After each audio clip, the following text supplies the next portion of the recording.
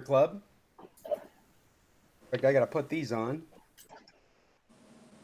Can everybody hear me okay? Yeah, Okay. I can. Yep. Oh, good, good. All right.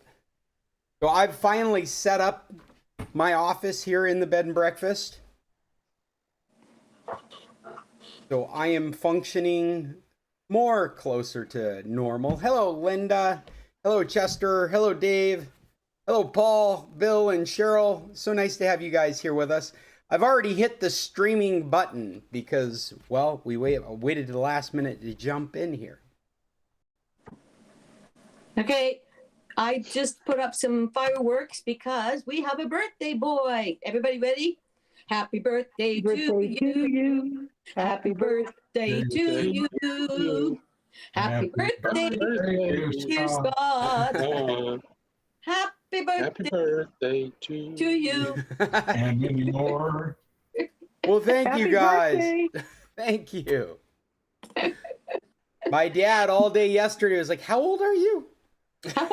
It can't be true. Happy true.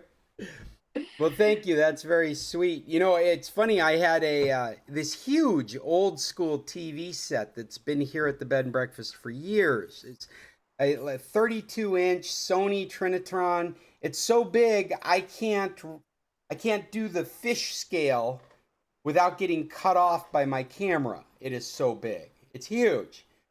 The 32-inch with speakers on the side. It takes easily two big guys to move it around.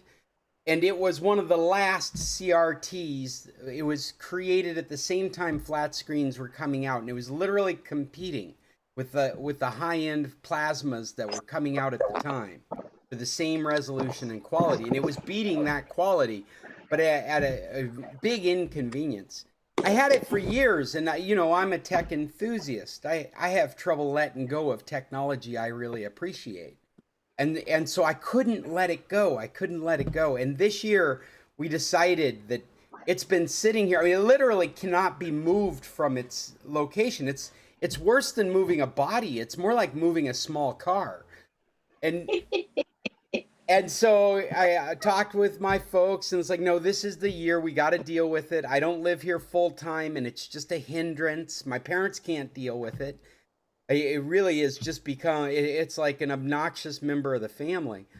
And so I put it on Craigslist, and at first I was going to give it away, but then I found there's this secondary market, these enthusiasts for classic gamers, which I am one. I can appreciate classic gaming, but the consoles just don't look the same on their flat screen TVs, and so they're out there buying from eBay screens like the one that I'm trying to get rid of. So I listed it on Craigslist for $75, and I had like 4 different people interested. They were fighting over it. It was awesome, and I gave it to the second guy. The first guy, he shows up. He's all excited. I've been waiting for him. He's postponed a couple times. He's like, You can let somebody else have it, but I really want it. I will be there right after work. He kept having to reschedule. I'm like, if you're serious, then I can wait. I can wait for you to show up. And he shows up, and he's excited about it. And I take him out to the garage where my father and I have had to lower it to the floor off of its desk, because that's all the two of us could handle together, is lowering it to the floor. And then I had this dolly I put it on. And so I rolled it out into the garage and let it sit on the dolly because I didn't want my father to have to work any harder.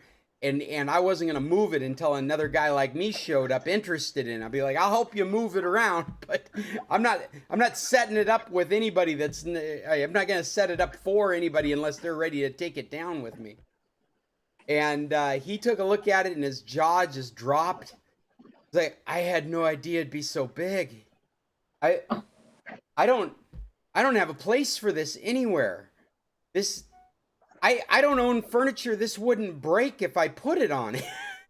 He's like gotten a Kia lifestyle, and he's looking at this thing that he's not even going to be able to move. He finally said to Scott, I can't take it. I just can't I want it, but I can't take it. It's too big. It's too heavy. I'm like, well, now you know why I'm trying to get rid of it. And so I immediately got a hold of the second guy in line, And he came over, took a look at it. And like I said, I was really promoting this for gamers, like a vintage gaming. If you have your old consoles, this is the thing. If you're a VHS person, this is the kind of but it's high definition. It's 1080, 1080i, not 1080p, 1080i. So this guy shows up, a very interesting character.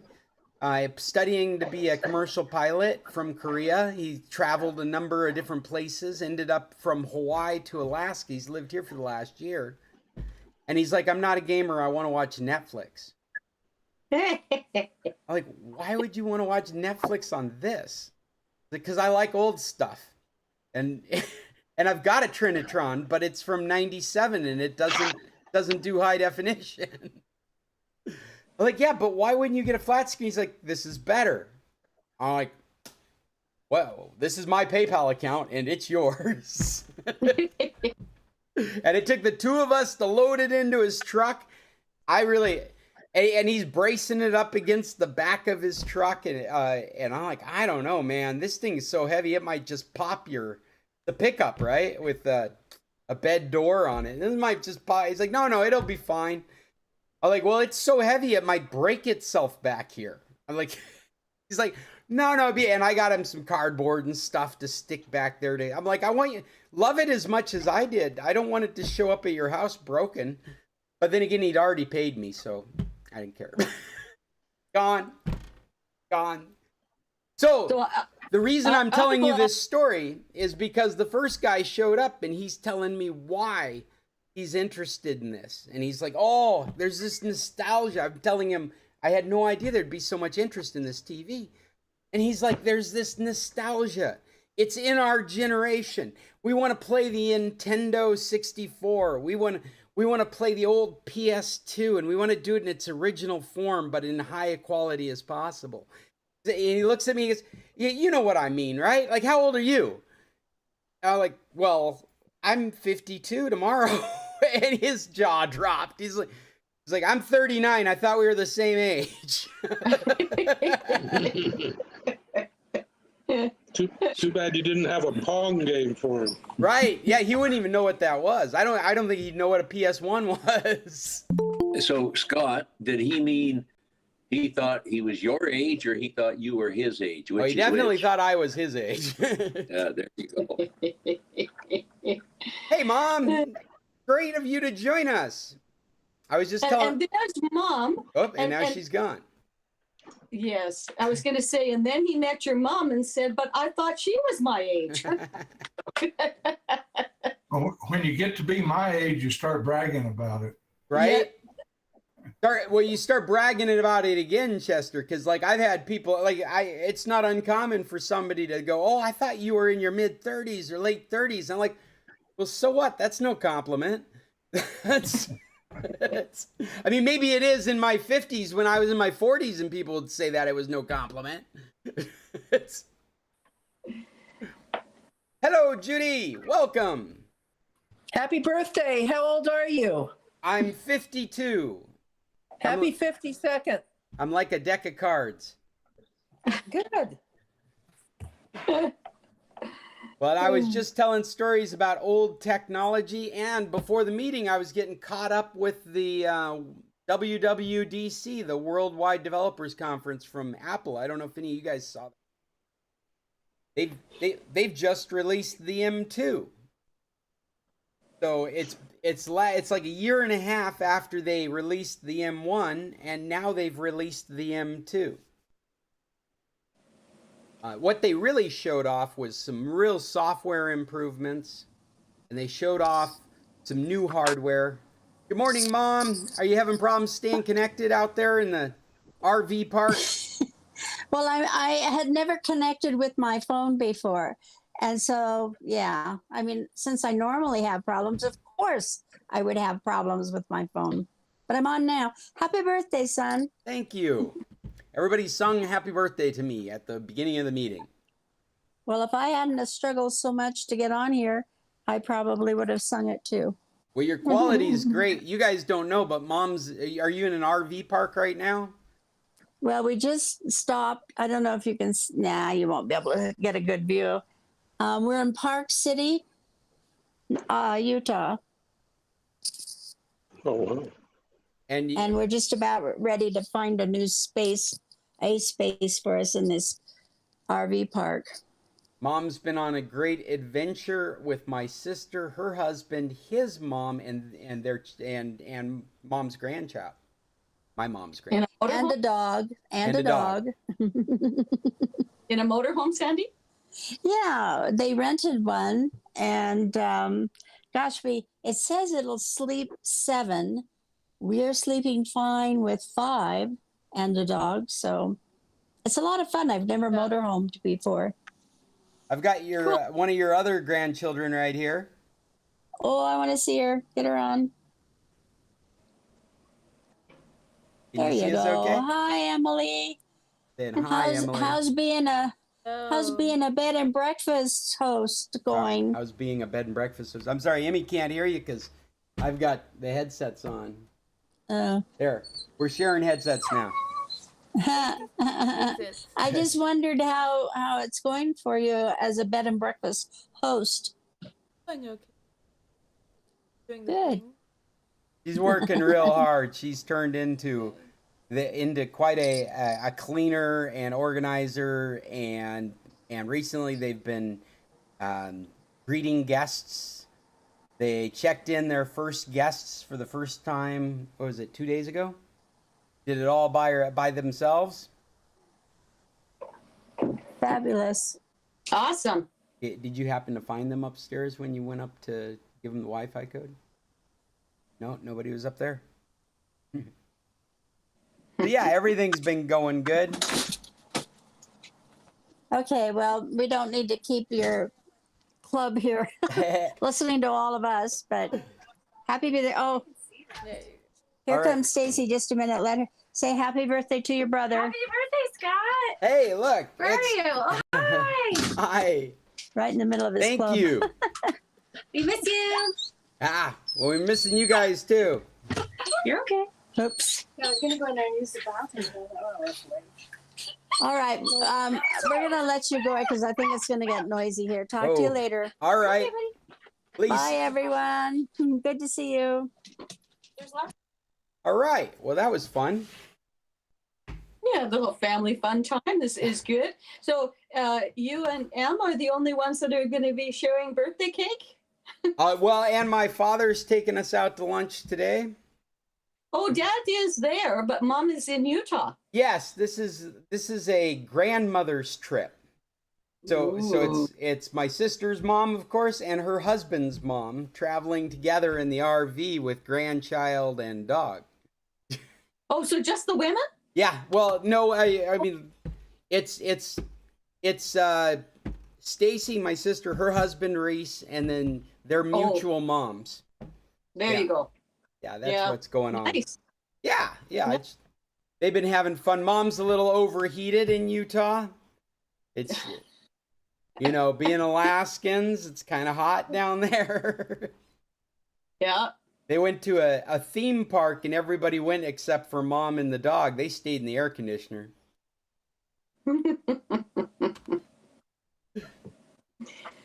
Well, besides Macintosh stuff, did anybody come today with some topics they wanted to introduce to the club today? Well, I have one. You mentioned PayPal, and I want to talk about PayPal. Well, I think that's a great topic because one of the things that happened to me yesterday was the first time I used PayPal phone to phone, which is very cool. Normally, I am using PayPal to pay for something on eBay or Mercados Libre, or I'm receiving funds from a customer like yourselves, and all that typically happens through a computer. Hey, Jim, long time. Glad to see you here with us. So nice to be here. So I was just talking about yesterday's PayPal experience. What I mean phone to phone was that I didn't know this guy. We didn't really have each other's emails. We were talking through Craigslist. In fact, I didn't realize he didn't have my email until he said, "No, I don't have your email. I've got this encrypted hash from Craigslist, which is great because I've just been replying. He's been emailing me, and Craigslist has been a third party in the middle, and it's seamless. I was not aware that he didn't have my email address or vice versa until he said something. But he's like, pull out your PayPal app, and I pull it out, and I hit the QR button, and I say receive money. It's another button, and a QR pops on my phone, and he's able to read it with his PayPal and transfer the funds. That was awesome. That's so close to the goal. It's amazing. Gerald, I had the opposite experience. oh, okay. Well, we'll hear yours. Well, Paul, what's your witty remark? My witty remark. When you have a balance in PayPal, do you cash it out or do you just buy things with it? Periodically, I'll cash it out. You can move it to your bank account for free if you're not in a hurry. They typically say 1 to 3 days. If you're in a hurry, then you pay a fee for it. And actually, that cost me money. It cost me like $2.50 for a $75 transfer, which is a little steep for, banking fees, but not for, I guess you're paying for convenience. If he had sent it to my email, like if he just sent it to me like a gift, then I wouldn't have paid any fees. But because I guess because I used the QR code, it was a fee that I had to pay. It's a business transaction. Say again, Chester? If you're transferring money between participants in PayPal and it's not business, it's free. Right. I do that all the time. Right. No, if you do it through email addresses, PayPal to PayPal, for example, if you're on the computer. But I guess they charge a fee when you do the QR code between two phones, because there's nothing special about the transaction we were doing. He was just sending me money, but he was using the QR code for identification, and that's what cost me a fee. Okay. All right, Cheryl, let's hear your experience with PayPal. Yeah, well, there's about 5 things that just came to mind when you guys were talking. One, you can never figure out what the fee is for because they do not define it very clearly. No. Yeah, friends and family, you can exchange money straight through. But PayPal likes to set their own conversion fee for us from Canada. So they sometimes are comparative with the banks and the credit cards and stuff like that, but then they tack on this little fee, only it's not little, and they never tell you how much the fee is for transaction, for conversion. So there's that one. Also, I saw on Viva bulletin board in San Carlos an item I wanted to buy. So I've got friends involved. They go and they pick up the item, and the woman says, well, I've paid for things with PayPal, so I have a PayPal account. I said, okay, I'll send it to you. I could go friends and family, but because I'm buying something from her, I sent it the other way. So the first thing that happens is she has to pay a fee, $9 on $180. So yeah, what's that? 2%, whatever. And she has to pay a fee to get it. She also has to wait. It was a minimum 7 days, but it could be up to 21 days before they would release the money to her. Once they finally did release the money to her, she tried to deposit it into her bank account. She didn't want to keep a credit with PayPal. They said, she has a credit union and it's not on their list. So they were not going to let her transfer the money to her bank account. She's been working on it, trying to get it. She's in Mexico, but was her this the bank is first time she'd started using PayPal? She has, but she's never had anybody pay her. And so it's attached to her credit card, but she couldn't put the money on her credit card. It's not attached to her bank account yet, or has it been attached to her bank account? No, it was always a credit card through PayPal to pay, but she couldn't receive funds on or her. to move it over to her bank account afterward. She didn't have it I attached. think the problem here was that it wasn't a bank; it was a credit union. Well, I would say that, except mine's a credit union, and I've been attached to it for years. and it's just been as easy as you would hope it would be. Chester, you've paid me through PayPal before. I think Cheryl, you and Bill have paid me through PayPal, and I have no Yeah, we- problems moving back and forth from pay. I can, Oh, go ahead. I can Chester. move usually too, but in this case, it just wasn't working, and she was having such a hard time with it. So finally, what she did was she refunded the money to me, and it said it was going to be less the fee, but she doesn't know how they could have gotten that, because anyways, I got the money back. But again, the buy sell conversion rate, it cost me $15. Oh, because the to- peso fluctuated at that point? No, well, US dollars to Canadian dollars. Oh, okay. Yeah. Oh, I thought you were talking about this happening in Mexico. She's in Mexico. Her bank is in Colorado. I was Ah. paying her in US Vs with my Okay. Canadian PayPal, and they put on fees all over the place. And like I said, okay, so now we want to tell customer service that we're having problems with this. There's absolutely no such thing when it comes to PayPal. You can't find a phone number. You can't talk to a person. You can't find anything. You can send a message and they'll get back to you within 3 to 7 business days. Yeah. You know, it's just, I am so upset with PayPal. I just, ugh. Well, I don't know what to say about your experience, except it sounds like she wasn't very familiar with PayPal to begin with. It sounds like whatever her connection to her bank is wasn't already established. And so Well, all of a I've done sudden you different. her trying to take funds and move them into her bank became the challenge. Yes, right. So mine, it was taken out of my bank account within an hour and all that kind of stuff. But they've got this policy where they hold it until it's been delivered, the product's been delivered, or you can tell them that you can release it. But I couldn't tell PayPal to release That's it to her. interesting as well, because I don't ever do that. I just use my PayPal balance. And if I need more money in PayPal, I just move it at some point from my bank account. Or mostly what fills up my bank account is my remote work. When I'm doing work for folks like yourselves and others, they just dump money into my PayPal account and I just work off the PayPal balance. Well, and I've done lots of transactions. I have some extra timeshares and I've been renting them out to different people, US, Canadian, whatever. And PayPal is the least effective and the most expensive when it comes to fees. I've tried e-transfers, way easier than that. I did have a problem with an e-transfer the other night. The girl that was trying to buy something, it was late at night and she'd already made 3 purchases that day.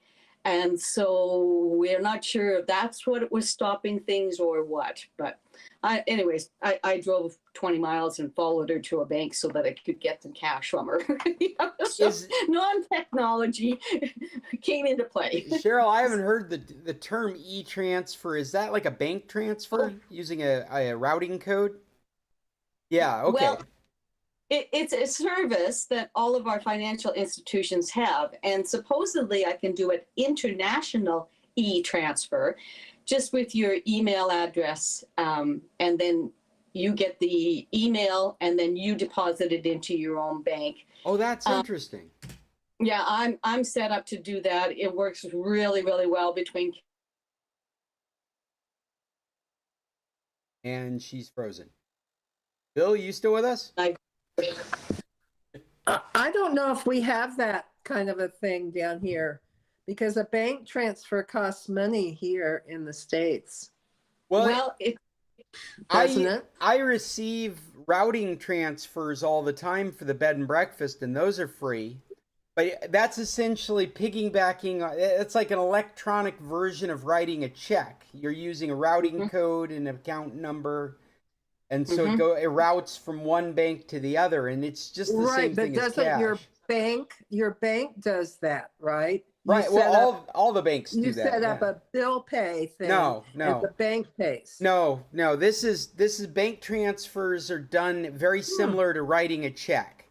And so what they have is they have your check routing number. Like if you were to write a check to somebody, you'd take it to your bank, and when you cash it, their bank would use that number at the bottom of the check to identify which account to take that money from. Right. And so I'm aware of that. I'm just saying that So I don't know if my bank does that.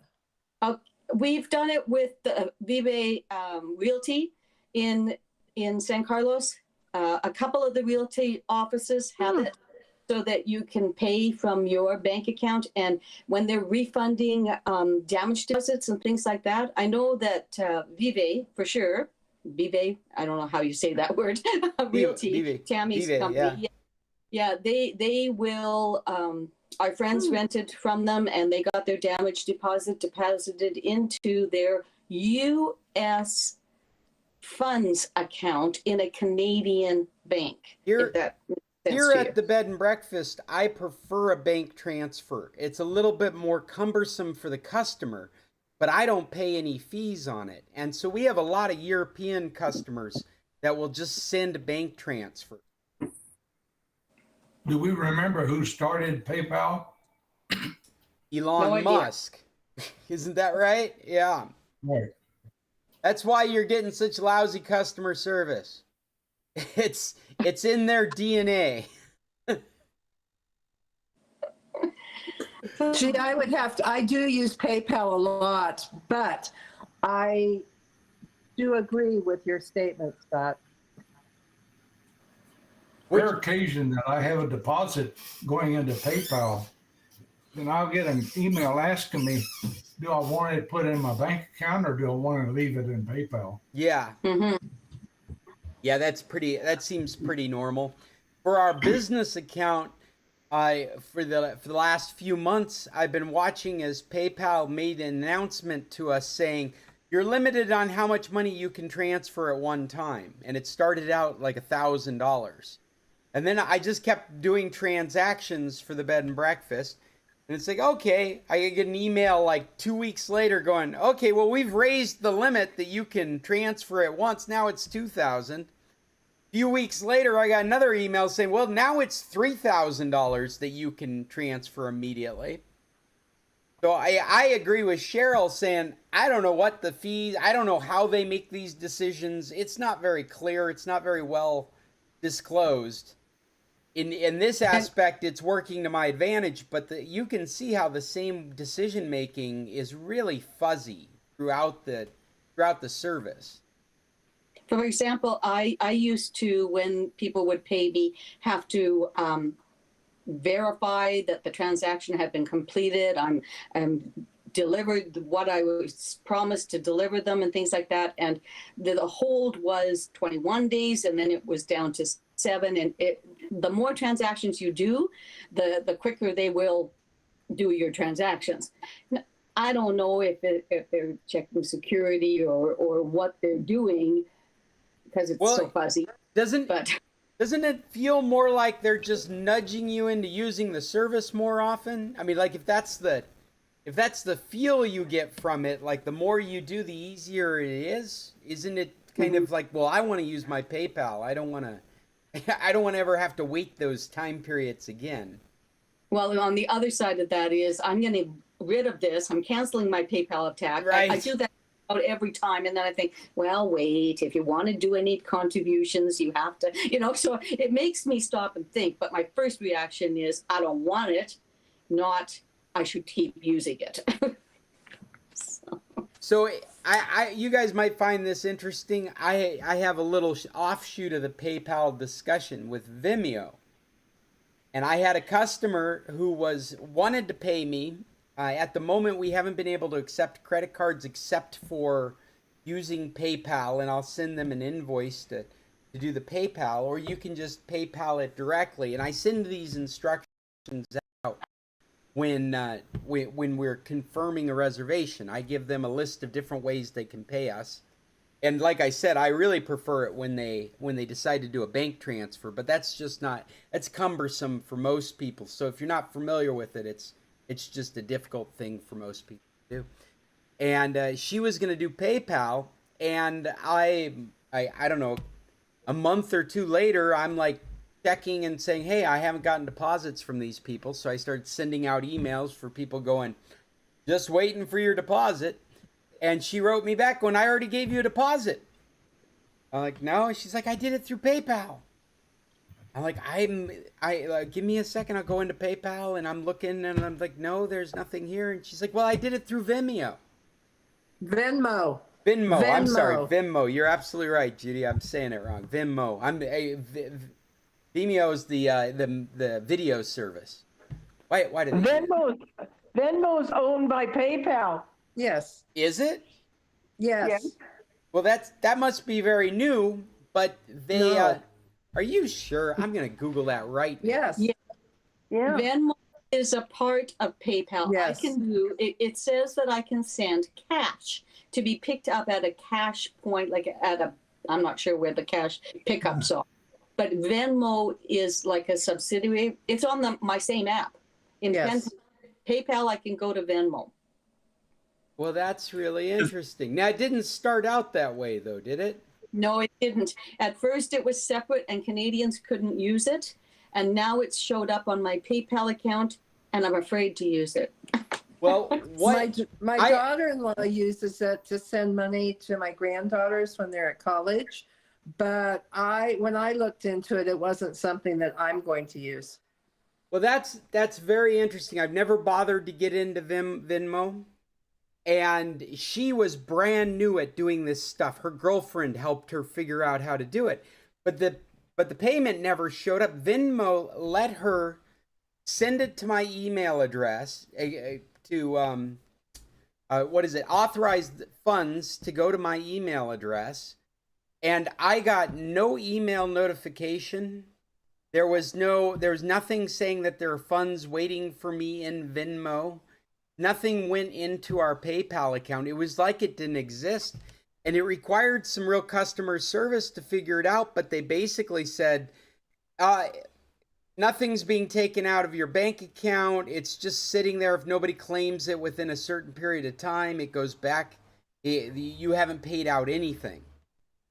And the only thing that's put a wrench in this story is I didn't realize Venmo was owned by PayPal. I don't understand why they're not linked together.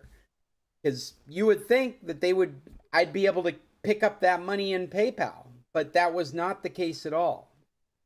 So how did you get the money? Bank transfer. Yeah. Oh, not through Venmo. No, because I don't have Wow. Venmo. But you do. Well, apparently, from what you say, but again, she sent it to my PayPal email address, and PayPal made no recognition of it coming from Venmo, that anything was coming from Venmo. Oh, so that may be the issue right there. Maybe it should have gone to a real email address. Well, no, it's a real email address. It's the email address I use with PayPal. I know, but maybe it should have gone to your normal email. No, that's my normal email. I use my normal email with the PayPal. The same email. I'm talking about your Scott Stimson email, not your PayPal email. Well, no, this is for the bed and breakfast. And the same email I use for corresponding with people is the same email that's I use PayPal. for our PayPal Okay. account. And so it doesn't make it. Maybe Go ahead, Linda. Venmo doesn't do commercial because like Zelle, you can't send that to a commercial account because I tried to pay a person in San Carlos for our rental for next winter, and she has it under a business and they wouldn't take it. Well, So I had to send it to her through PayPal. So maybe Venmo doesn't do that either. You should check. Yeah, but it seems like people are using Venmo to do business, doesn't it? And like if you're at, I don't know, a state fair or something, you can pay for stuff with Venmo. Oh, well, maybe you can. Yeah. But I know that I'm just speculating. you I'm do really that. surprised. I mean, what's caught me off guard is I didn't bother to look into it. I didn't know Venmo had been bought by PayPal. What I do know from this experience, though, is it's not clear any connection between the two in this circumstance. Well, kind of on a same kind of a weird thing, I got a business debit card in the mail last week from squareup.com, which is that little square thing, I think, that you can slide and make payments and stuff as a business. Oh yeah. This is a totally unsolicited credit card or debit card. So anyway, this card comes in the mail like when you get your credit card in the mail, except it says, "Welcome, Judith Allwood, to your new business debit card through Square Up." So I dealt with filing fraud claims and all this stuff. It took like last week, it was Tuesday or Wednesday, but it took hours and hours, and I had to get my credit reports and all this stuff. And this company has no address, and their bank is just affiliated with them, is what the woman told me. And she has assured me that, you know what that means. Anyway, that my account was never opened and it was closed.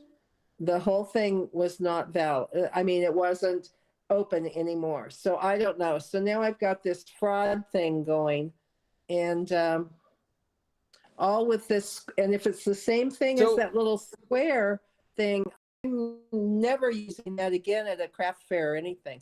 So are you saying that what was sent to you is legitimate but shouldn't have been sent to you? Or it was a scam right from the beginning? I'm thinking, okay, so how do they send me a debit card? Right. What's it going to debit if I use it? When you said that, the first thing I thought of was the OXO system we talked about a few weeks ago, where you can get a debit card right from OXO, but then you'd go into OXO and you'd put money on it. But that's the only way I could imagine that kind of thing working for you. you. So when you call this number, okay, there's no phone number on the card. There's only squareup.com or something like that. So you have to go online and you look that up, and then you can find a phone number to get these people. The first two people, I talked to 3 different people. The first one was outside of Atlanta. The second one was someplace in Georgia, and the third one was in Canada. It was very disconcerting to get a debit card in the mail from totally unsolicited. I have no business accounts. I have no business. Right. I'm just doing a quick Google search here. You know what? A suggested search on Google, when I put in Square debit card. Oh, I'm sorry. It's not Google. I'm on DuckDuckGo. But on DuckDuckGo, I put Square debit, and it suggested card scam. Oh, really? Yeah. And see, I put in Square Up because that's the name of it. Square Up. And I use DuckDuckGo. Square Up debit card. I'm doing that right now. Fraud. Really? Fraud pops up. I wonder how long. See, oh, but there is a free business debit card right now with Square. So the Square debit card definitely exists. Yes. But when I type in Square Up and click on that in DuckDuckGo, I don't see anything that says fraud. Oh, I put in Square Up debit card, and the next suggestion is fraud. Oh, I like that. Well, that comes, but if you click on it, it says, protect yourself from scams and fraud, Square Up Center. You know. I don't know. And the woman told me that I should report it to the fraud division. So I had to do all that online too with the federal government, their fraud, whatever it is. Internet fraud or whatever it was. So well, and what I did is I went into news, because if there's something recent happening, I would expect there to be a news article about it, and it shows 0 results. So I'm imagining that it's a legitimate thing, that hopefully they're not promoting it to you. Maybe there's some fraud happening adjacent to it.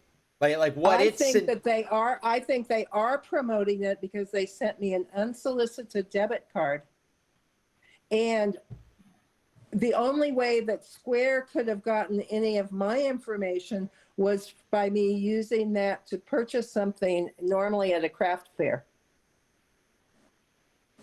Well, and I wonder if it is an unsolicited debit card, but maybe it is a fraud adjacent that resulted in you getting an unsolicited debit card.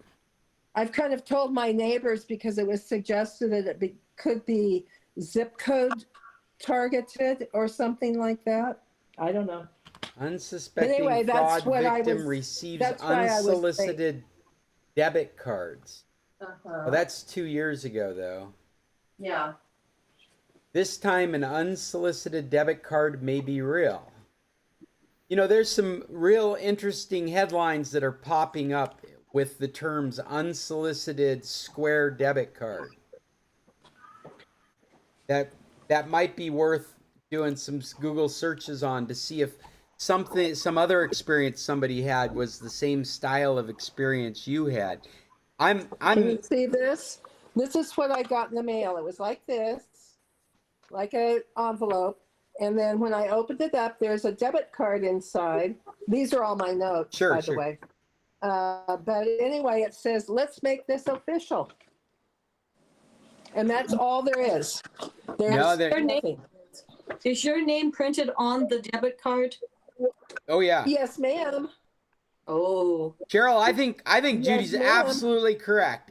From what you're showing us and what we're seeing here, I think that is their way of promoting this service. They have taken your I think it information is.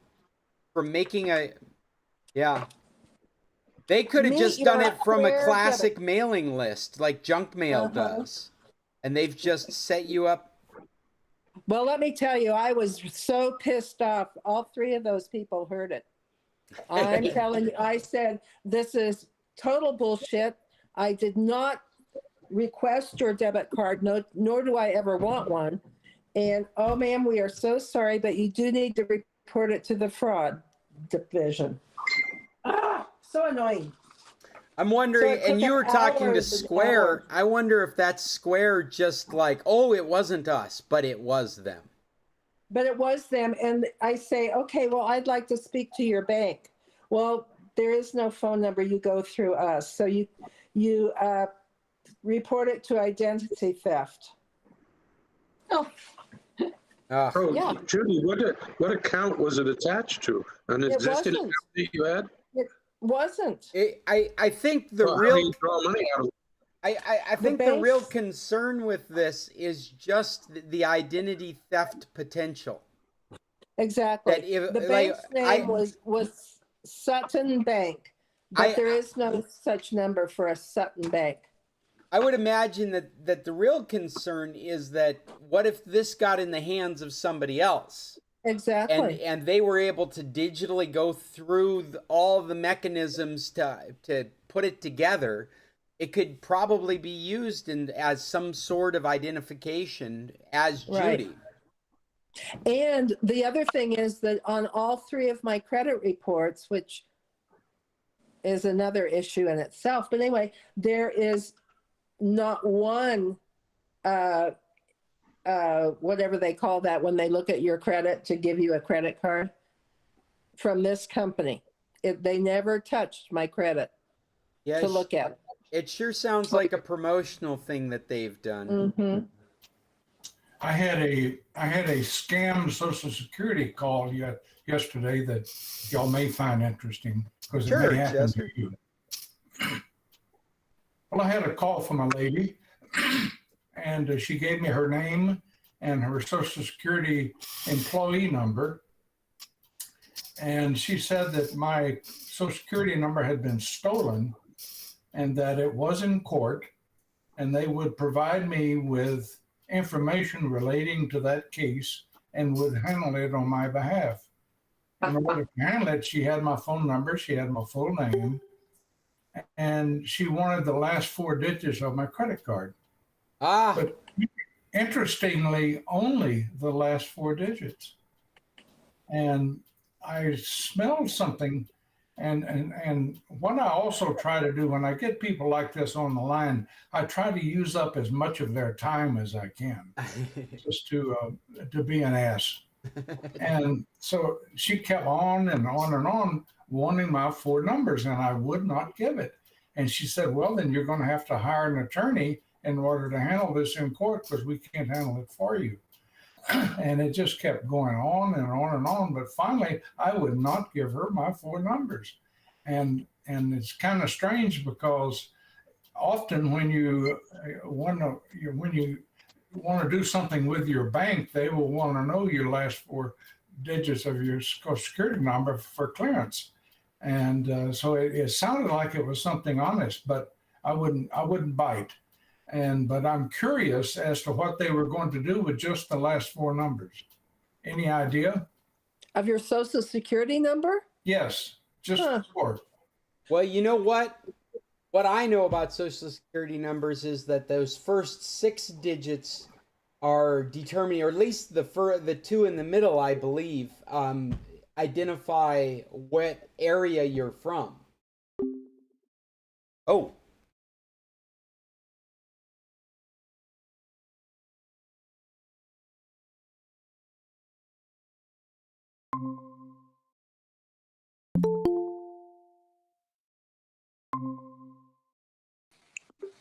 Hello. Hello. I even knew that was about to happen and forgot to remind I did people. too, and I just spaced it out. It's funny. Sorry, guys. We probably should have announced that we only had 4 minutes left, but we were so deep in conversation, I think we all forgot to mention it. We had 4 seconds left. Yeah. I almost fell out of my chair. I thought, what happened? There comes Chester. Somebody was speaking, and then it must have been a Social Security number or something. Okay, so the 2 digits in the middle, gone. Yeah.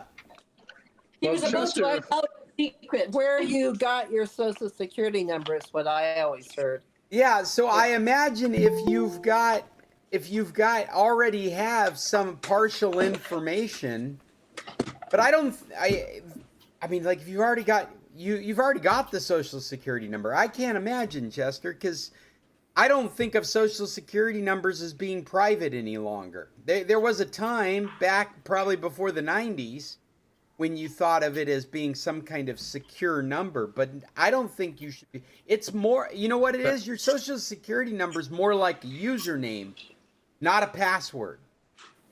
I think, Yeah, well, it used to be unique, and it used to be unique and peculiar to you. The first 3 numbers are the location of the office that you got it. The second 2 are the year you got it. So if by looking at Chester's personal history, they might have figured out what town he would have gotten his Social Security and what year, and all they needed was the last 4. Well, that there's makes something. sense. Yeah, That makes sense. But if she was from Social Security, she would have had your whole number. Right, that was my question, of course. Well, She and said she Paul, didn't have access to that. I question your description of the number only because both my children were born in Mesa. And when I filled out their Social Security number, one child I filled out with my Alaskan address, and they ended up with an Alaskan Social Security number. The other child, Bibiana, our youngest, I filled it out with my parents' Mesa address, and they ended up with an Arizona Social Security number. Right. That's what Paul was saying. Well, and It you doesn't- also it's not where you. what was the thing about the year? Because none of them have any number that looks like a year. The middle 2. The Or middle the middle two, two yeah, numbers? like mine is an 8-2, I think, or an 8-2. Is that when you first got your Social Security card? In 82? No, Don't answer that online. it doesn't matter. My middle number is not the year I got my Social Security card. Okay, I don't Well, think yours- mine is either. your Yeah. card is invalid then. No, but you know, it was supposed to be a big secret, but then when we got Medicare, they use that number for our Medicare. And wherever you went to a hospital or something like that, you had to tell them your social security number. But they changed Right. that. It's Right. interesting. It's interesting that all the 1099s and W-2s that you receive probably will not have your social security number on it because it is confidential, and it is a credit problem or identity theft problem. So I consider it serious. So, Well, my daughter was expected to pay more money to her income tax because somebody in San Diego fabricated her number as when they got employment. And so they were attaching the other person's income to my daughter, and she had to straighten that out. As you guys are talking, I am rapidly trying to find a breakdown of the Social Security. Okay. Hey, Chester, I have a suggestion for you. When somebody keeps wanting your social security, the last 4 digits, hang on to them as long as you want, and then just give them 4 fictitious numbers and see what they do with it. See if they figure out that that's not the right ones. I think I found the Social Security number format and what it means. Okay. Let's see what it says here. Totally random. 324. The 3 represents the area number, like Paul was suggesting. The 2 in the middle represent the group number, and the last 4 are the actual series number because they're given out in series. So the first 3 are like the region that you got your Social Security card. The next 2 are the group number, which I don't quite understand. Maybe they process them in groups or years.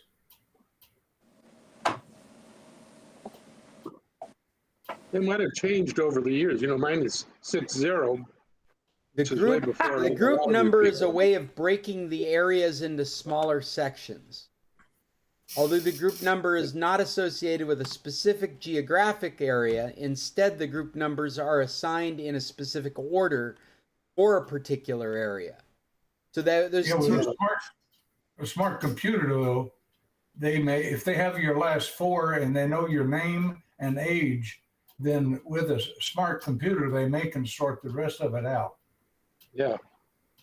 Yeah, I don't think you need to sort it out any longer. I think anybody doing identity theft has easy access to your Social Security numbers. It really is. I think the best way to think about it is it's the username. It's not the password. It is the thing that is public, whether you want it to be or not. It is a unique identifier to you that everyone has access to knowing if they've pursued it.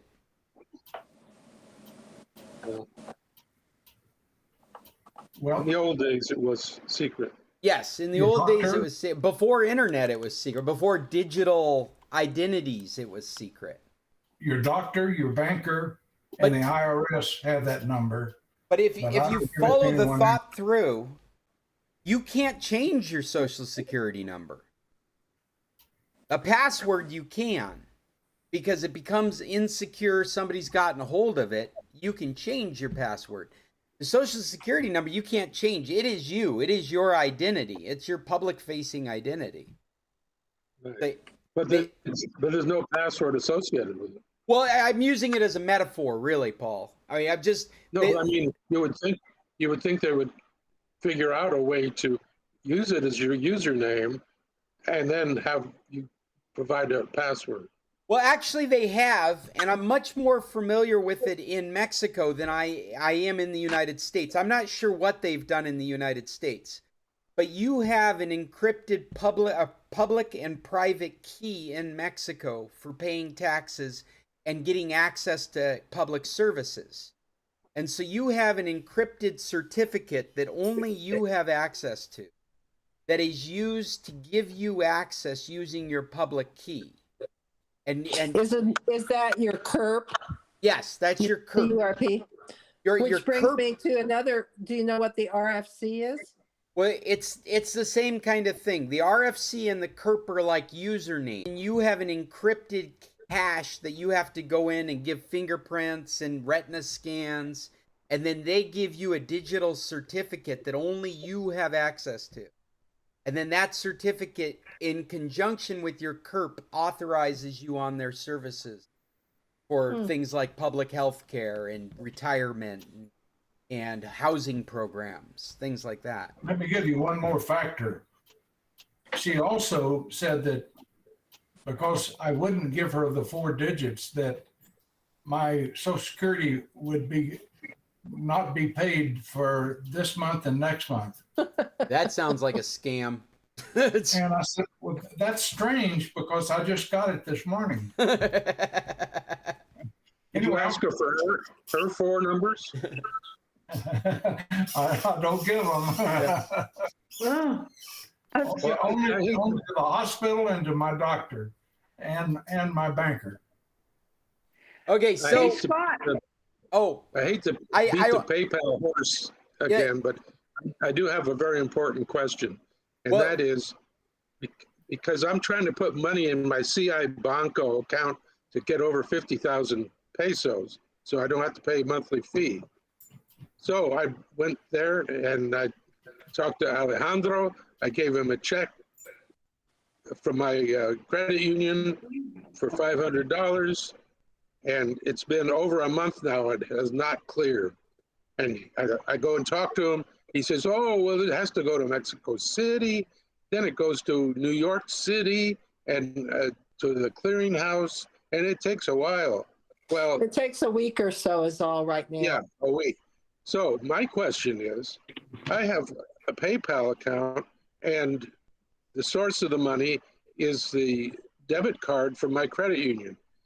Can I set up CI Banco as another attachment to my PayPal? I think that's a great question, but I it? couldn't tell you the answer of that. And I bet it would get caught up in some minutia of being a U.S. PayPal account and a Mexican bank. U.S. dollars. I mean, they're acting like what's that called when they can accept dollars? It's not like it isn't really CI Banco. Well, they're not a bank. They're a transfer house. Yeah, but there's a name for them. Yeah. Yeah. Their affiliate is Citibank in the States. But anyway, it may be that I wanted to send money to my gardener, so I sent the money to Omar on our PayPal association, and I asked him, "Did you give the money to the kid?" He says, "Oh, I just put it in his bank account." Yeah, from his bank account, because you can do bank-to-bank transfers in Mexico. So when I send it to him, he probably had something like CI Banco or Banamex or somebody like that, and he transferred. Your gardener in Mexico? I think Paul's referring to Omar. Omar has a bank account connected to a PayPal account. That's the assumption being made. Paul, I would imagine you could do something like have a Mexican PayPal account, and because PayPal is in Mexico. And you could probably have a Mexican PayPal account, and that would have access to Mexican banks. There'd still be a list of the banks that they have access to, just like in the United States. But then you could probably do PayPal to PayPal, and then you could do PayPal to the Mexican bank. This is all. Paul, one thing. Do you have Alejandro's email address? He does answer his emails. Yeah, but he's going to tell me the same thing. No, then talk to Daniel. Out of this whole conversation, the thing that's caught me off guard is they charge fees if you don't have more money in your account. Yeah, 50 pesos a month. Well, that can't be right. I've had 500 pesos in my Cibanco account for like 3 years. Well, if you look at your statement, it might have what they call a commission. No, nothing like that. It's been Yes. no. I'm telling you, I've had 500 pesos in that account. I just checked it right before I left. And it's a checking account? It's got a debit card. I mean, I don't Yeah. write checks, but I assume that because it's a debit card, it's a checking account. I mean, it's screwy. I gave him a check. I had no deposit slip and got Right. no receipt for the transaction. Right, I was that's saying, normal. when he was with Banamex, I'd give him a check to deposit in my account, and 3 days later I'd go back and talk to him about something, and he'd open a drawer and pull out that check and say, "Oh yeah, I still have your check." So I'm wondering if my check ever left the building. Well, I think you ought to email him, Paul, and ask him. Yeah. Yeah, and I'm really curious about the fees because I haven't put any money in that account for a long time. Well, And I maybe checked it at right that before I time you left, got and it. it still had the same amount of money in it. Huh, I just had to fill out all new paperwork because it's only valid, they just went through a whole thing about you have to do new paperwork. And I did that, and I actually left them a check as well, but it's not to be deposited quite yet, so. That's Well, I had wild. to get money. I had to get pesos from my credit union and walk into the bank and put those pesos into my account to get it over 50,000. You can use a So- debit card, yeah, in the ATM and Yeah. do it that way, Yeah, right. And it cost me $7 to do that. right? So anyway, that's my little conundrum. I just think this new RFC rule that I don't know how they expect people to get an RFC number by July when you can't even get an appointment. Oh, right. No, Well- I'm dealing with that right before I left. I did get an appointment. It took a month for them to assign us an appointment.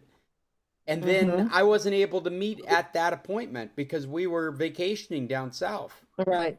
And so now I have to wait until I get back to get my appointment. I haven't been able to accept facturas, which is very important for my kind of work. And so, I mean, essentially people are paying me under the table or I can't get that job. But when they say that you must have one to have a bank account, I already have a bank account. You must have one to have a phone. I already have a phone. So what are they going to do? What difference does it make whether I, as a retiree, have an RFC? Right. I know it's for money laundering purposes, but that makes no sense. Well, you remember back in the day, they actually did the same thing with cell phones. Is they made a requirement that everybody has to register their personal information if Right. they have a cell phone. Well, they backed way far away from that. And you can still go to OXO and buy a prepay cell phone. You don't have to give them any information. You can, Right. right? And you'll get text message saying you're supposed to register this phone. You don't have to. There's no enforcement making sure that you put yourself on a list. Isn't there also a question, is this applicable to an FMM? Yes, it is. And this is a Mexican requirement, not an American requirement. This is a Mexican. It's you can read about it on Viva and everywhere. It's been all over. Well, Mexico Well, News Daily. How is it applicable to an FMM? If you want to have a bank account or if you want to have utility service or something like that. Yeah. Wait, What I read. but FMM, isn't that the tourist Uh-huh. multiple migration? Now, How maybe does it's that maybe it's a temporal and a permanente. I don't remember because I only I hope pay not, attention because of we the have permanente. FMMs, so. Because the FMM, you don't have to do any financial information or anything to get If that. you wanted to open a bank Oh, account, is what good I'm topic. saying. Right, so you have to have the other. RFC. And then there's a US federal requirement to have some kind of registration and statement and stuff like that. But it's if your account in a foreign country is over $10,000. Exactly. So I don't have to worry about that. You have When I to, do- well, when I you do just my income advise tax- your tax man and they file, I'm whatever it turning is. off my microphone. What's going on? Well, Well, hey, when I do my I have a income, question. I say no. I don't have a. The family. Yes, Linda. Question for Scott, because I was just looking on my driver's license, What's that? my Sonora driver's They're sticking license, around. That's the. and I was telling you about. it apparently Why don't you put on a shows I mask? have an RFC. If you read on the Viva site, they just Yeah. randomly issued those numbers and Dr. they don't mean Emily's gonna anything. come It's on what over the here. Viva, of course, you can't believe I Viva think it's anyway, one but person, that's what and I think Viva they're said going is to- that So this Sticking RFC around number on my to take driver's his license. license is phony? They're not. That's gonna be kind of out what- until that's 11 what- o'clock. That's what Viva said, yes. says. Yeah. So like the. They the just common typed area in out any there number to get, see, because I have one on my in the driver's license bathroom- too. Well, Okay, so my driver's license I see not out of the expires bathroom. on 12/12 this year. So I'm gonna come down there to re-up it. So I'm wondering if this, then I guess Okay, I'll thank find you. out. That's why I was asking Scott if he's, right. what his says. Mine says the same Right thing. here. Does your driver's Scott, does your driver's license say You your got it? real RFC number? He's not listening. I'm really sorry. I'm really sorry. This is what a computer club meeting looks like when you're managing a bed and breakfast. Okay, what was the question? I heard something about a driver's license and an RFC. Yeah. What was the question? Well, I have this big long number on my driver's license and it says it's an RFC. Well, it could very well be. I actually don't know. Off on Viva, we were saying that you can't believe what you read on Viva. But anyway, those RFC numbers aren't actually legitimate numbers because the driver's license place in Wymus, well, everywhere, just typed in a random number and put it on there so that you could get your driver's license. Well, these have Read letters, Viva. numbers. I know, read Viva. Read Viva. Well, it could be that they're trying to recover from these things that they would do to make it work. Like you don't have an RFC, you're a foreigner, but you're getting a driver's license to drive legally in Mexico. So they may have had a system where, well, if it's a foreigner, we just have to pick the next number that's available. Well, do you think I had an RFC because I bought a car? No. The RFC is your tax identification number. It's quite literally what we think of as a social security number. But going forward, Linda, in order to buy a car in Mexico, you have to have an RFC number. That's going the forward. new rules. Yeah, new rules. But if you got set up with an RFC, it had nothing to do with the car purchase experience. It's a completely separate, parallel thing that you would have to deal with.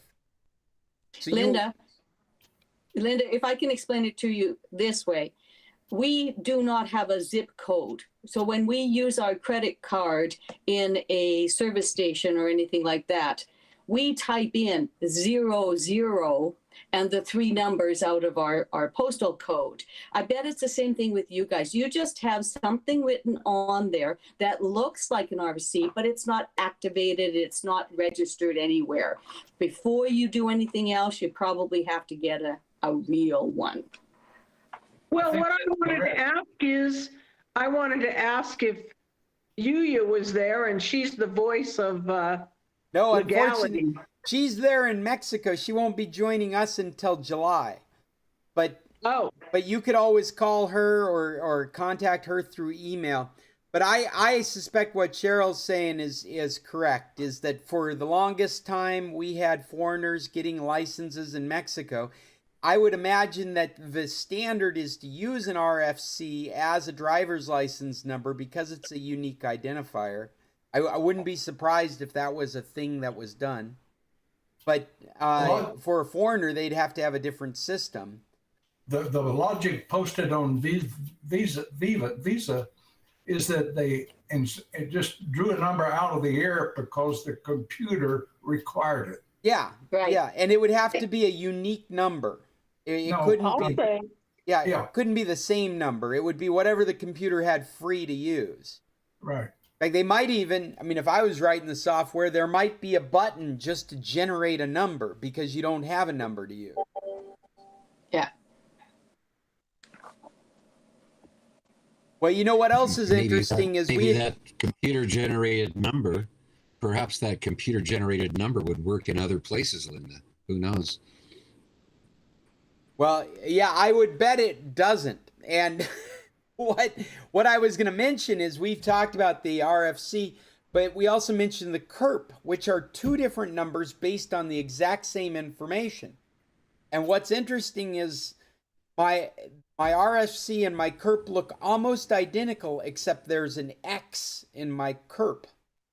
And I asked my wife, why do I have an X? I don't have an X in my name anywhere. And these numbers are generated from your name, your date of birth, and then some unique series of numbers that follow. Yeah. And the CURP apparently takes into account your second last name. And the gringos don't have a second last name. So most foreigners that have a CURP have an X in it. I think it's Mexico's answer to the Social Security number. Yeah. My CURP doesn't have an X in it. Yours is probably not valid. My CURP. The CURP. Okay. All right. I don't know what that is. Yeah, at 11, Chester. start looking. Chester, a CURP is a number assigned by the government, more, in my thinking, more like a Social Security number than the RFC. Yeah. The yeah. RFC seems to be more like a tax ID number to me. You got it, Judy. That's exactly what it is. The RFC is your tax identifier number. And of course, in the U.S., that is your Social Security number. Well, unless you're a foreigner, unless you're not born in the United States, then they assign you a tax identifier number. Or if you've gotten citizenship. ITN, an international tax number. Yeah. ITN is what we have instead of a Social Security. So when I win my millions in the casino, I just have to give them my ITN instead of my, Yeah. Yeah, and in Mexico, it's important because of public health care. The CURP really is Social Security for all public health care stuff. It's not a savings account. It is very much so you can go to the Eames Hospital and get treatment. One strange thing that I read on Viva, and I really consider this strange, is that if you have that number, then you do not have to pay capital gains when you sell your house. And that is unreal. Oh, well, wait a second. You're I talking did about read capital that. gains Read that. in the United States? No, capital Mexico. gains in Mexico. Really? It's capital gains in Mexico that kill you. It's a third of the third of the gain, a third of the profit. Huh. Well, I'd never heard that I read before. that as well. I did read that. I wanted to go back to our discussion about identity theft and ask you if you saw this article about digital driver's licenses in Australia. Did you guys catch how all that was being done? They discovered this flaw in their security because underage kids had figured out how to create a digital ID from the government's website simply by changing a parameter in the link that would take you to the service. You would get the format for a digital ID and be able to change the actual information. So they could pull up a digital ID and they could change the date of their birth on it simply by manipulating the link in the browser address bar. So apparently they've been doing this for 3 years. And it's only recently been discovered that they used lousy security with these digital IDs. And it came to light because there were experiences where nightclub owners would only accept digital IDs. And people would be like, you're letting underage people in. And they didn't know it, but there was a whole movement of underage people faking their ages using this system until it was discovered. I just thought that was fairly interesting that they had figured out how to hack the digital. Apparently, it was very easy to hack the digital ID because it was more like a Word document template. I mean, that's probably a good way to wrap your head around what they had done is they had no encryption associated with the creation of your digital ID. You had your proper driver's license that you would get from the state. You go in to the equivalent of DMV and they put you on the books. But then they had this mass movement for a digital ID, which you were allowed to deal with online from their website. And that's where the whole thing fell apart. Was on their website, this creation of a digital ID was almost like you had gotten a template for a Microsoft Word document. And so anybody could generate one. In a nutshell. One final comment on the Social Security scam, if I may. I thought I would report this to the Social Security Administration. And so I got online to the Social Security Administration, and they wanted more information than I was willing to give. So I just closed that out. I suspect that the administration, the administration website was also a scam. Who knows? Yeah, maybe that's what's going to happen, Chester, is we're all going to go forward. Just the assumption on the internet that it's all fake, and it's up to you to validate everything. You're the one that has to go through all the hoops of making sure something's valid. But if you're going to stay safe on the internet, just assume it's all a scam.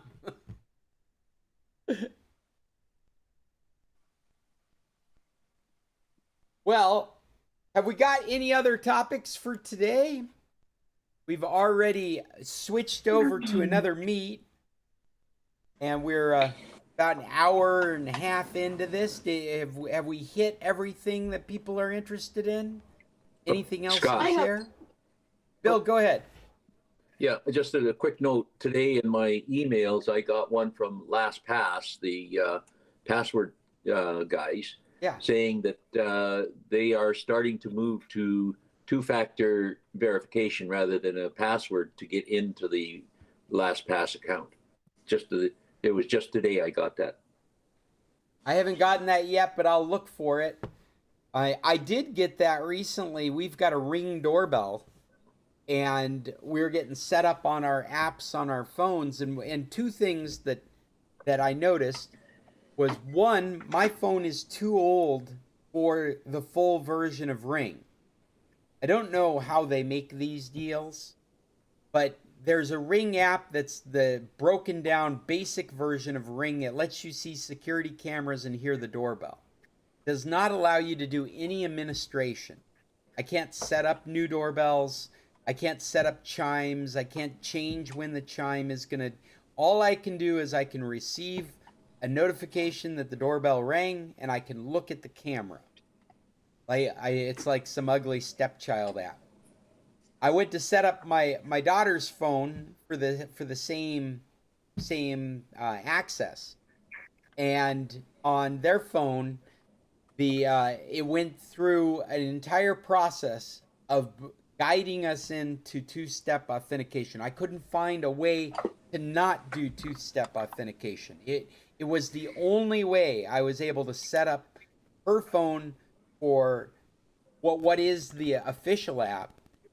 And now, if I want to do anything off, like on a website, I have to get a code from her phone, because it won't be sent to my phone, because her phone was the one that was set up for the very first use of two-factor authentication. I'm going to have to go back and see if I can reassign that text message to go to my phone. But first, I've got to get the code from her phone to let me into the website. All because my phone's too Interestingly, old. Go ahead, Chester. Interesting, Schwab. If I call Schwab, I have to not only give a password, but I also have to pass a voice identification. Oh. is really a two-step type of identification. That's interesting. Does that do you have to infer that they have a recording of your voice? Absolutely, and it's a specific sentence that you have to say every time you call. Wow, that's very That's kinda Star Trek. Yeah, it's almost the I thing, you know? Yeah. Yeah, It's yeah. a personal identification. Heaven help you if you've got a cold or a frog in Yeah. your Do you have to remember the sentence? No, or no, can you no. They read give it? you this. They give you the sentence. It's Huh. not very long, and the way you say it and the way your voice has inflection is apparently Wow. recorded and measured. Huh. Well, Very and to nice. comment on what Cheryl just said, I want to remind you that when I went to go get my CURP, they took copies of my retinas. That's in your digital certificate. They've got a retina picture and they've got digital fingerprints. And I also understand they give you have to carry a card, A a USB. computer card. Yeah, so that they give you the same information to put on your card. That's that encrypted certificate I was talking about. You need to have But, to have Scott, that certificate. That's not your CURP. That's well, not your CURP, is it? That's your RFC. It's the RFC. Yes. I'm sorry, the RFC.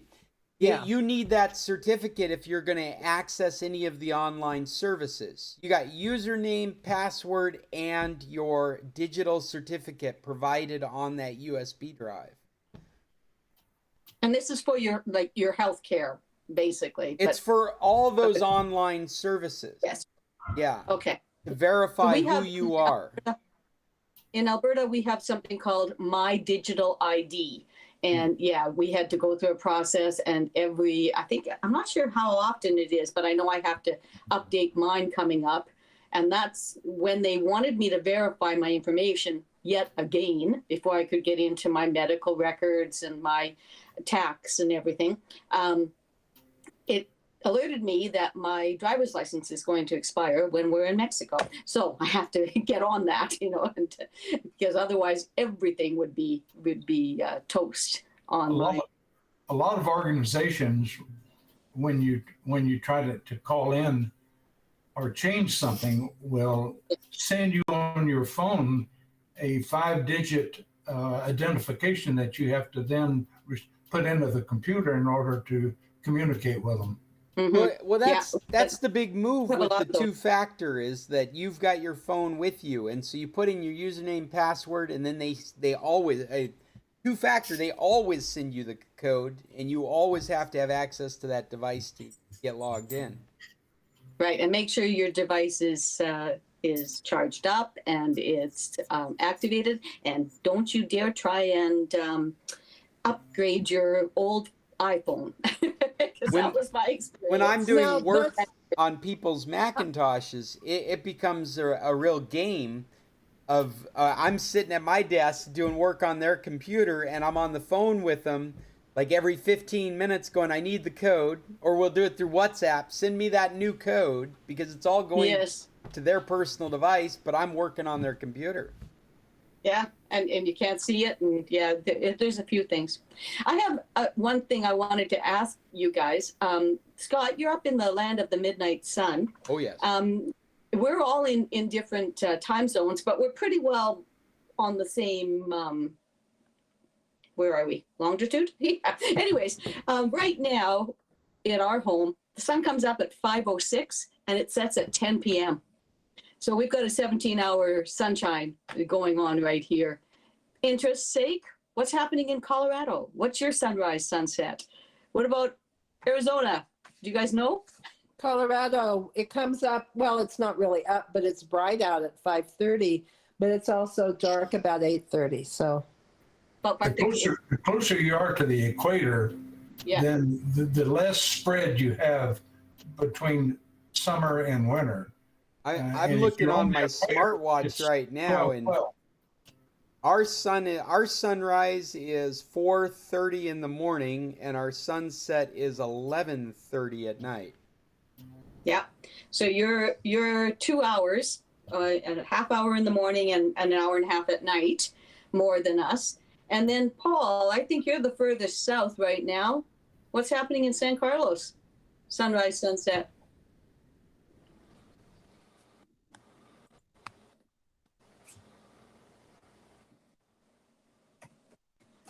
Actually, mine is 5:34 and 8:22 in Colorado. Yeah. When we hit the solstice, the sun, they will refer to it as setting and rising for Anchorage. But what it's really doing is it's just sitting behind the mountains. Yeah. So it's like the darkest it'll get is like a dusk. The best way I've ever been able to describe it to people is it's the middle of the night and you don't need a flashlight. So that's June 21st. Yeah. That's our daughter's birthday. But yeah, that's the solstice. So the longest daylight. That's right, here in Anchorage. Now in Fairbanks around the solstice, it is a real trippy experience because the sun just makes a circle in the sky. And I've been in Fairbanks at leaving a club at 12, 1 o'clock in the morning. And you have to wear sunglasses to get to your car because the sun's just beating down on you. Even though you've spent the whole night partying and playing with your friends, there is no night. It is literally a land of the midnight sun. That's the way it is in Norway too, in Tromsø. I've been there during the solstice, and the sun. You can situate yourself so you're in the shadow of a mountain, but you don't have to. You can see the sun if you're out in an open area. Yeah, Chester, what are you trying to add to this? I'm sorry. I was trying to add that the opposite is December 20, when that's the shortest day in the northern hemisphere.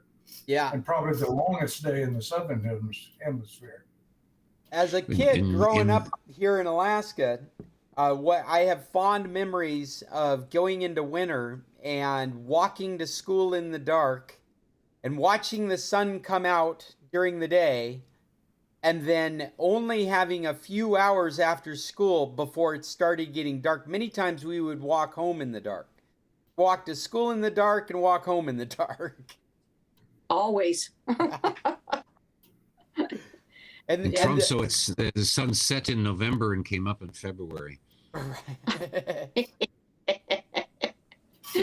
I don't see Paul. I'm not sure what's going on with him. He's very fuzzy and stuff like that. But anyways, I found out 5:27 a.m. to 7:18 p.m. in Guaymas. Yeah, Paul, what is up with your camera? You must be using your laptop camera because you look horrible. And we can't hear you. And we can't hear you. You're muted. Yeah, I was muted. Let's see if I can change cameras here. Well, hey, goodbye, everybody. Gotta go. Everybody's leaving. We haven't done any recommendations. Do we have anything? I started watching one that Chester mentioned a while ago, and it's The First Lady.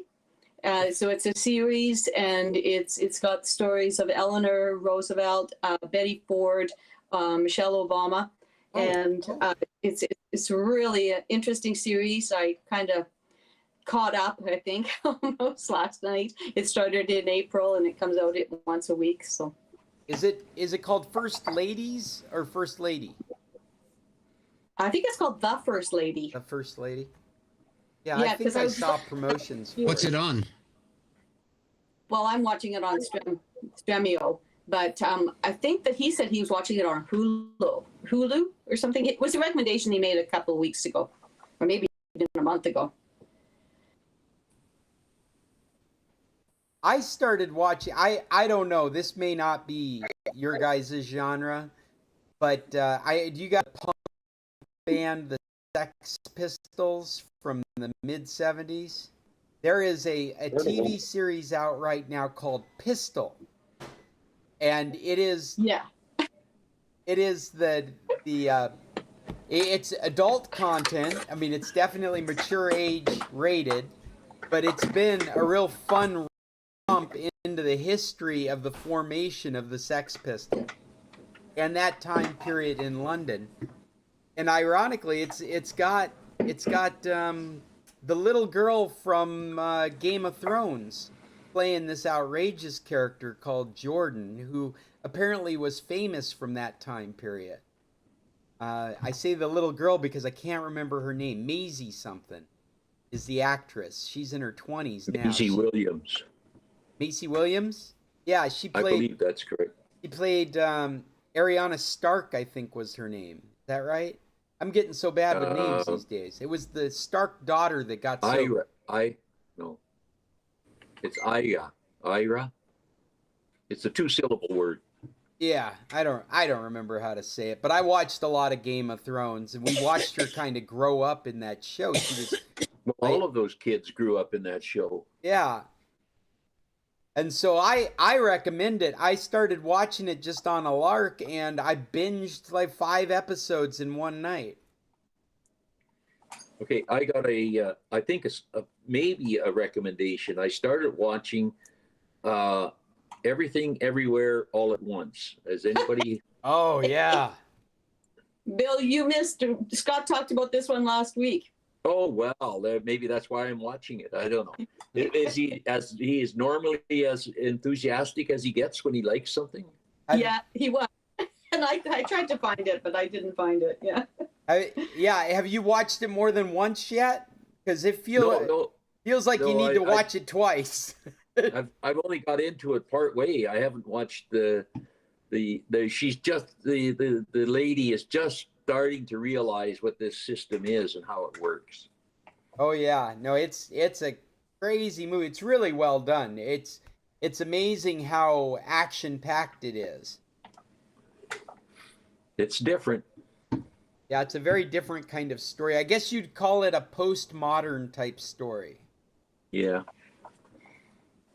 Anyway, another little tidbit I read somewhere the other day, the now famous Tom Cruise Top Gun 2 or whatever it's called. Yes. Has no computer generated images in it. It's all done straight up.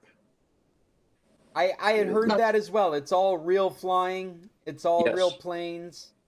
Real stunts, whatever. Yeah. Everything is, there's no CGI in it. Which is what they did with the original movie too, because there was no CGI at that There time. was no CGI. It was about just shortly after Star Wars came out when there was no CGI there either. Right.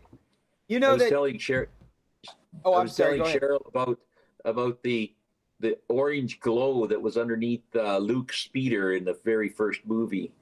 They had to put it there because they had to disguise the wheels somehow, and they couldn't take them out, so they covered them up. Yeah, they used a mirror and like Vaseline on the lens. Oh, okay. Yeah. But the production people had a name for it. It's some strange name that they call that effect. Yeah. It was awesome. The Top Gun, we just watched the original. Emily and I watched it. They're 16 years old, 16 and a half. And she gave thumbs up, had a lot of fun watching the movie, thought it was great. So now we're ready to go see the sequel. We're going to do that today with Justin. You guys have met Justin before. Him and his girlfriend, the 4 of us, are going to go see it for my birthday. Good choice. So I'll be able to give you a... Did you see, though, Top Gun, this new version, has not only been famous for being a blockbuster success in its first weekend, but then there's this number I had never paid attention to before about the second weekend, and it's the decline in growth, the decline in sales between the first weekend and the second weekend. And they're saying it has the least amount of decline between weekends so far for this year, at least. It's something like 31% decline, whereas other films typically get 60 to 70% decline in that first to second weekend. I'd like to compare it to other ones post-COVID because people are still reluctant about going to grand openings and big groups. So not in the not in the U.S., not in Alaska, not in it. In fact, I've gotten so frustrated with so many people making me aware I don't need to be wearing my mask. Like it's any of your business. I can wear my mask. Yeah, I went to a doctor's appointment actually in person with one of my specialists this week, which was quite shocking to me. And, he took my blood pressure instead of asking me what I took it at home. And we were not on a screen. We were actually in 3D, in the same room. So that was kind of fun. But my sister lives in Calgary, and their senior citizens complexes and everything. It's a whole area in downtown Calgary. They are back to home care, are not able to come. They've got outbreaks. They've got masking. They're shutting down again. I talked to Yuya this morning, and she said that the local government's considering putting back in place a mask mandate because of spikes there in Sonora. The CDC in the United States is recommending that if you're in public areas inside, or if you're in crowded areas outside, you should be wearing a mask. Well, and they've still got all the barriers up, limited access to a bunch of different things. And, I think about the Castaway Kids thrift store down in San Carlos there. They were only letting 8 people into their store, and they kept that up the whole time. We were down there. I don't know how they're doing now, but I think limiting sizes of crowds is still a good idea. Yeah.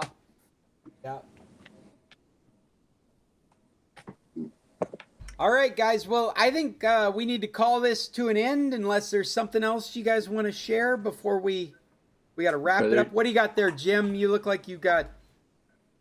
We can't hear you. You're muted. I'm just winding it up. Oh, all right. I'm just winding it up. Look at it's Google telling us wind it up. You only got 10 more minutes. All right. Well, it's fun to see you guys James, again anyway. James, it's good to see you. You're on Vancouver Island and back home. We're close to home. We're only 40 miles from home now, and I think another 4 days we should be home by then.